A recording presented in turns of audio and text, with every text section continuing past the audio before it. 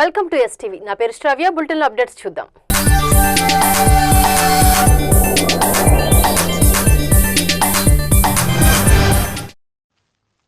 నంద్యాల జిల్లా నందికొట్కూరు పట్టణంలో సీడ్స్ దుకాణాల్లో నాసిరకం మొక్కజొన్న విత్తనాల విక్రయాలతో 500 ఎకరాల్లో పంట నష్టం వచ్చిందని ఆవేదన వ్యక్తం చేస్తూ రైతులు పటేల్ సెంటర్లో రాస్తారోకో నిర్వహించి ధర్నా చేపట్టారు. ఎకరాకు 50,000 రూపాయలు ఖర్చు చేసి మొక్కజొన్న పంట సాగు చేస్తే మొక్కజొన్న కంకులకు విత్తనాలు రాలేదని రైతులు చెబుతున్నారు.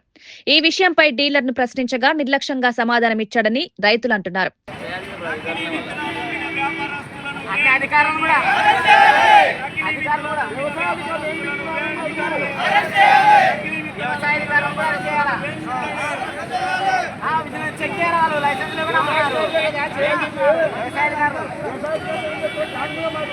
నకిలీ విత్తనాలు సప్లై చేసేటువంటి షాపులకు పర్మిషన్ ఇచ్చిన అధికారులు వెంటనే నకిలీ విత్తనాలు ఉండే షాపులకు పర్మిషన్ ఇచ్చిన ఆఫీసర్లు వెంటనే రైతు సంఘం రైతు సంఘం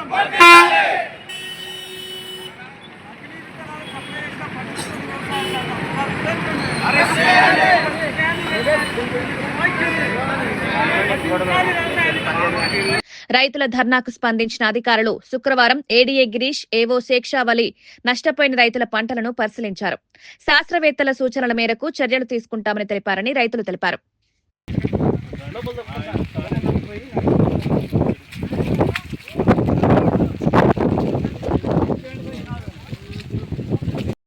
అది కమిటీ వాళ్ళైతే వేస్తారు, వేస్తే వస్తారు. ఏడీఆర్ అని ఏడీఆర్తో మాట్లాడండి. ఇది పరిశోధన సహసంచాలకులని 4 జిల్లాలకు పెద్ద ఉంటాడు. మరి లేదంటున్నారు వీళ్ళు వచ్చి.